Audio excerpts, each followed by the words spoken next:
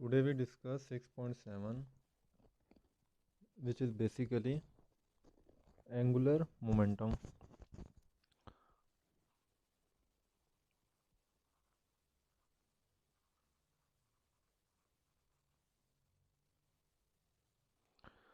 आपने देखें linear velocity पढ़ी, तो फिर इस चैप्टर में आपने एंगुलर वेलोसिटी पढ़ी। लीनियर डिस्प्लेसमेंट आपने प्रीवियस चैप्टर में पढ़ी थी, यहाँ आपको एंगुलर डिस्प्लेसमेंट पढ़ना पड़ी। देन एक्सेलरेशन थी लीनियर, देन एंगुलर आई। अब हमने लीनियर मोमेंटम भी पढ़ रखा है प्रीवियस चैप्टर में भी, नाइन्थ में भी आपने ये चीज़ पढ़ रखी है कि व्हाट इज़ लीनियर मोमेंटम। जैसे आप कहते थे कि जो आपकी ट्रांसलेटरी मोशन है, translatory motion means motion along the line. उस मोशन में आप देखते थे जो लीनियर मोमेंटम होता था वो बहुत ही इंपॉर्टेंट रोल प्ले किया करता था। उस मोमेंटम की मदद से आपने बहुत सारे फार्मूले ड्राइव किए थे नाइन्थ में भी, और प्रीवियस चैप्टर में भी अप्लाइड फोर्स भी आपने देखी वहाँ पे, प्रोजेक्टाइल मोशन में भी आपने इस चीज़ को थोड़ा बहुत पढ़ा, वाटर फ्लो में भी पढ़ा। Rate of change of momentum भी आपने देखा अप्लाइड फोर्स के बराबर होती है। बेसिकली वो लाइन की केस था, लीनियर मोमेंटम था।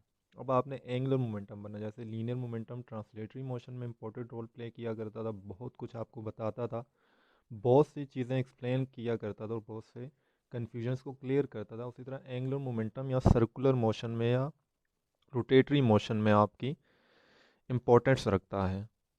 अब सबसे पहले तो हमने देखना है कि what is the formula of angular momentum.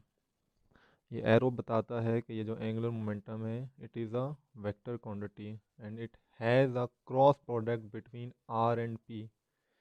अब आर और पी से आप फेमिलियर होने चाहिए। हमने प्रीवियस टॉपिक्स में जब भी सर्कल बनाया तो आर आपको पता है क्या था, रेफरेंस लाइन थी या रेडियस था। पी क्या था, ऑब्जेक्ट था जो सर्कल में मूव कर रहा था।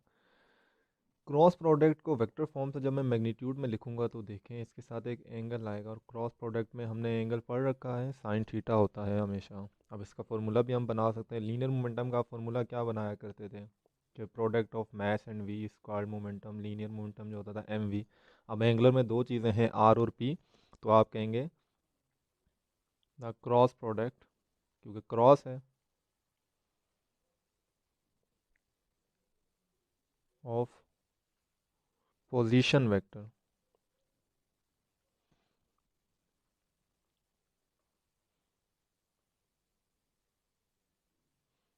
Are with respect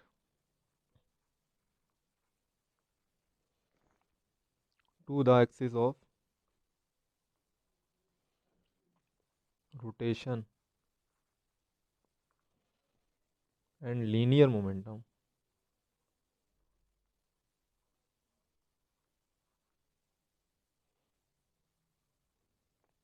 P of an object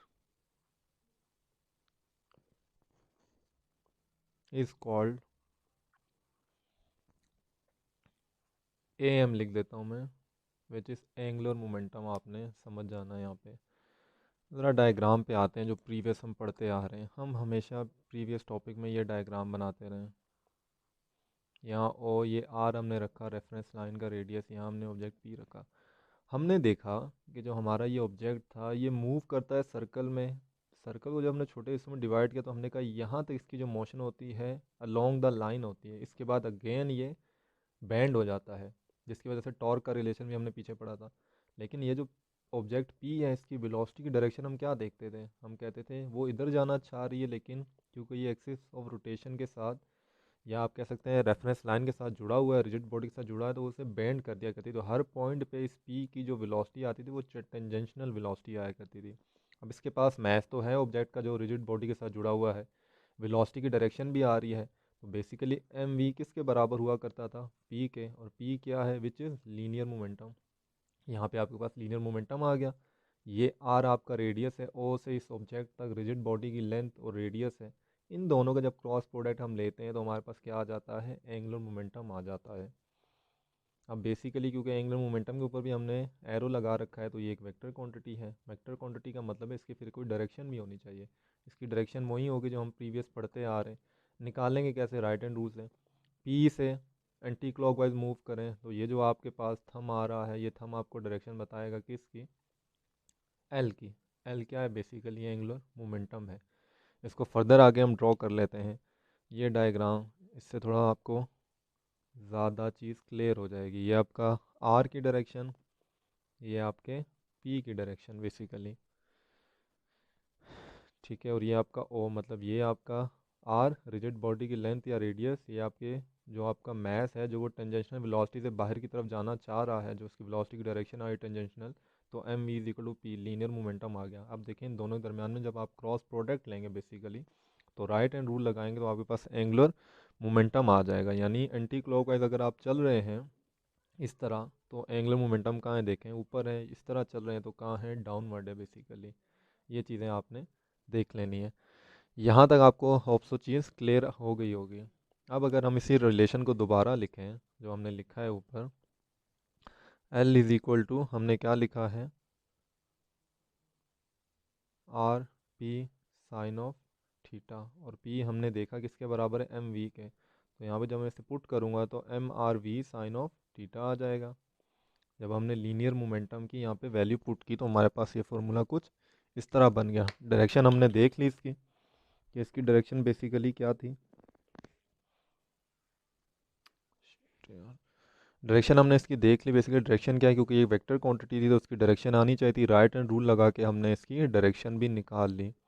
अब यहाँ पे आप क्या कह सकते हैं, आप देखें आपने यहाँ कंसीडर क्या किया था, आपने कंसीडर किया था एक पार्टिकल जिसका मैस एम है। यहाँ पे था पार्टिकल जिसका मैस एम था। इस डायग्राम में भी आप लिख दें, यहाँ पे आपका एम है जिसका मैस एम है और वो वेलोसिटी वी के साथ क्या कर रहा है, मूव कर रहा है। तो उसका लीनियर मोमेंटम क्या आया, ये जो पी आया बेसिकली, देखें यहाँ पे एम था, ये मूव किया। मैंने कहा ना इस छोटे हिस्से के लिए ये अलोंग द लाइन मूव कर रहा था ऑब्जेक्ट, और उसकी वेलोसिटी की डायरेक्शन क्या आई, टेंजेंशनल, बाहर जाने की कोशिश कर रही थी। तो एम वी आपके पास यहाँ पे क्या आ गया, लीनियर मोमेंटम पी। और ये रिलेट करता है किस से, ओरिजिन ओ से, क्योंकि ये रिजिड बॉडी के साथ जुड़ा हुआ है। तो ये इसी प्लेन में क्या करेगा, घूमेगा। तो आपके पास एंगुलर मोमेंटम कुछ ये निकल आया था। अब यहाँ पे जो अगली चीज़ आ जाती है, आप ये देख लें कि इसकी यूनिट क्या होगी। एंगुलर मोमेंटम एल है, इसकी अगर हमने यूनिट निकालनी है बेसिकली, देखें वो किस किस चीज़ पे डिपेंड करेगी। यहाँ पे आपके पास एम आर वी है बेसिकली। एम क्या था, मैस, मैस की यूनिट हमें पता है क्या होती है, के जी। रेडियस की यूनिट क्या होती है, एम। वेलोसिटी की क्या होती है, एम ओवर एस। जब हम दोनों को सॉल्व करें तो K G M square over S आपके पास एंगुलर मोमेंटम की क्या आ जाएगी, यूनिट आ जाएगी। डायमेंशन अगर आप देखना चाहें, डायमेंशन आपने याद रखना जो फर्स्ट चैप्टर में पढ़ी थी, ये किसी भी इक्वेशन को सेटिस्फाई करने के लिए कि वो ठीक है या नहीं यूज़ की जाती है। उसकी डायमेंशन क्या बनेगी, एम आएगा के जी के लिए, इसके लिए क्या आएगा, एल की पावर 2, और एस ऊपर आएगा तो टी माइनस 1। ये आपके पास इसकी डायमेंशन आ जाएगी। यहाँ तक आपको ये बातें क्लियर हो गई होंगी।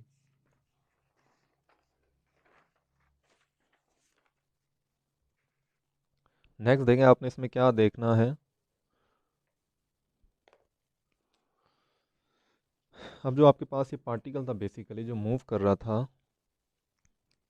सर्कल में, सर्कल दोबारा ड्रॉ कर लें। यहाँ रेडियस आर था आपके पास, यहाँ ओरिजिन था। ये जो आपका पार्टिकल मूव कर रहा था रेडियस आर के साथ सर्कल में with uniform angular velocity. Angular velocity इसकी क्या थी, ओमेगा, जिसके साथ ये घूम रहा था। एंगुलर वेलोसिटी ओमेगा, तो साथ में रेडियस क्या था आपके पास, आर। तो आप कहेंगे जो टेंजेंशनल टेंजेंशनल इसकी वेलोसिटी है, जो टेंजेंशनल या लीनियर वेलोसिटी है बेसिकली वी,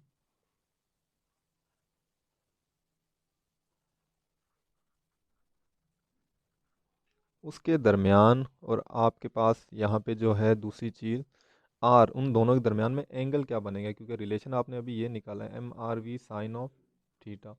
आर अगर इस ऑब्जेक्ट का क्या है, रेडियस, एम इसका मैथ है जो सर्कल में घूम रहा है, और वी इसकी लीनियर वेलोसिटी है, तो आपके पता होना चाहिए कि इन दोनों के दरमियान में जो एंगल बनेगा वो कितने का बनेगा, साइन 90 का। साइन 90 का अगर आप एंगल लेंगे तो आपके पास मैग्नीट्यूड कुछ ये आ जाएगा, L is equal to M R V, क्योंकि दोनों एक दूसरे के क्या है, परपेंडिकुलर है। यहाँ पे कुछ आ रही थी आपकी v की डायरेक्शन, क्योंकि ये टेंजेंशनल वेलोसिटी थी। v यहाँ पे कहीं आ रहा था, r यहाँ पर है, m यहाँ पर है। इस जगह पे m है, यहाँ पे ये v की डायरेक्शन है। तो इन दोनों तरफ में 90 का एंगल आएगा तो मैग्नीट्यूड आपके पास कुछ ही आ जाएगा। अब हमने एक चीज़ पढ़ रखी है, क्योंकि आप खुद कह रहे हैं यहाँ पे कि ये जो ऑब्जेक्ट है ये आपका यूनिफॉर्म एंगुलर वेलोसिटी ओमेगा के साथ घूम रहा है विद किसके दरमियान, आर के दरमियान, सॉरी आर के साथ यहाँ पे आपका ये ऑब्जेक्ट अटैच है और घूम रहा है एंगुलर वेलोसिटी ओमेगा के साथ, यूनिफॉर्म एंगुलर वेलोसिटी, और लीनियर वेलोसिटी उसकी क्या है वी। तो यहाँ पे हमने प्रीवियस चैप्टर में, प्रीवियस टॉपिक में रिलेशन पढ़ रखा था लीनियर और एंगुलर वेलोसिटी के दरमियान जो होता था v is equal to R omega. उस v को अगर मैं यहाँ पे पुट करूँ तो एंगुलर मोमेंटम का मेरे पास जो बनेगा रिलेशन वो कुछ आ जाएगा m। जब मैं यहाँ पे पुट कर दूंगा r अपनी जगह, यहाँ आ जाएगा आपके पास R and omega and is equal to M R square omega. आपके पास हो जाएगा ओमेगा क्या है, एंगुलर वेलोसिटी, जो यूनिफॉर्म एंगुलर वेलोसिटी जिसके साथ ये घूम रहा है। अब यहाँ पे आप जो नेक्स्ट चीज़ कंसीडर करेंगे वो रिजिड बॉडी कंसीडर करेंगे।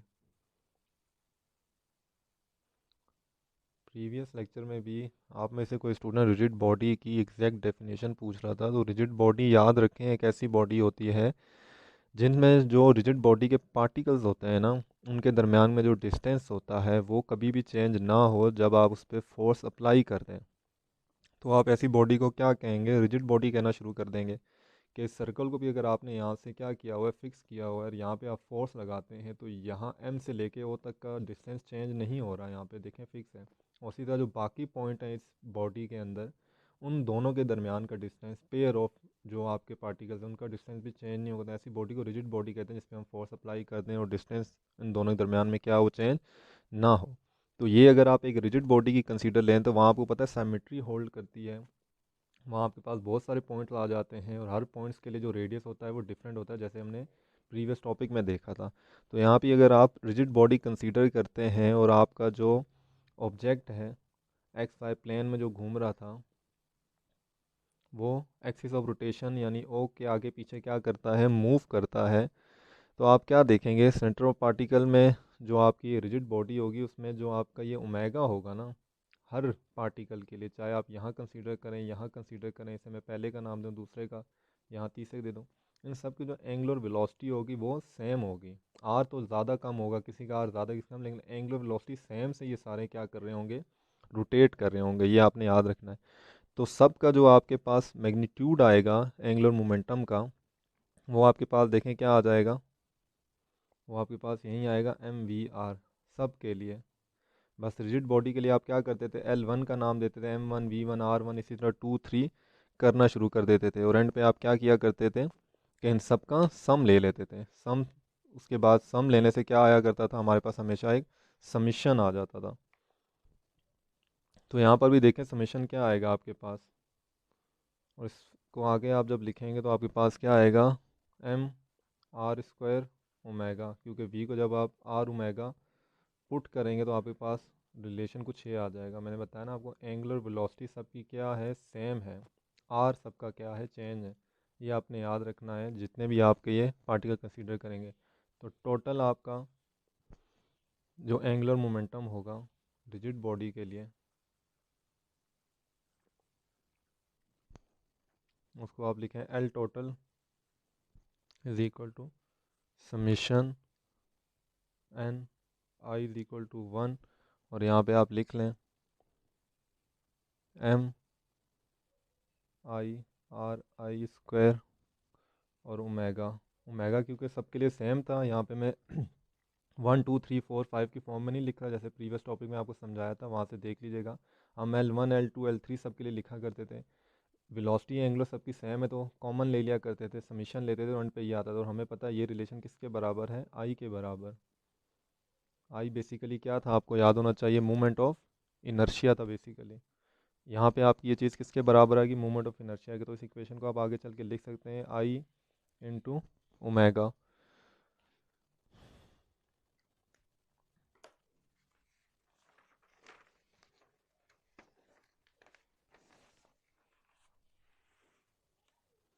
अब यहाँ पे आपके पास जो चीज़ आएगी, स्पिन एंगुलर मोमेंटम क्या होता है।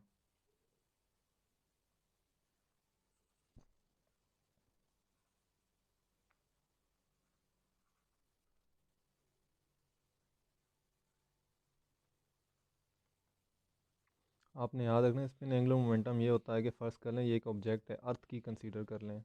अर्थ अब आपको पता है दो तरह की मोशन करता है, एक तो वो सन के आगे पीछे घूमता है, दूसरा आपको पता है वो अपने स्पिन के आगे पीछे भी क्या करता है, रोटेट करता है। स्पिनिंग मोशन का मतलब ये होता है कि सेंटर पे देखें एक चीज़ को आपने फिक्स कर रखा है और ऑब्जेक्ट जो है इसी के आगे पीछे क्या कर रहा है, घूमता जा रहा है, अपने ही एक्सिस के आगे पीछे घूम रहा है। तो ये कौन सा है, स्पिन एंगुलर मोमेंटम, और इसे रिप्रेजेंट करते हैं एल एस से। दूसरा आपके पास आता है orbital angular momentum.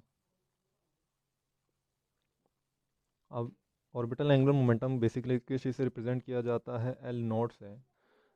Orbital angular momentum का मतलब ये है कि जैसे आपका ये सन है और यहाँ आपको पता है अर्थ है, कंसीडर कर लें अर्थ, अब आपको पता है सन के आगे पीछे घूम रहा है, तो ये कौन सी उसकी मोशन है, ऑर्बिटल एंगुलर मोमेंटम। और स्पिन कौन सी है, जो वो अपने ही एक्सिस के आगे पीछे घूम रहा है। ये दो तरह की मोशन होती है।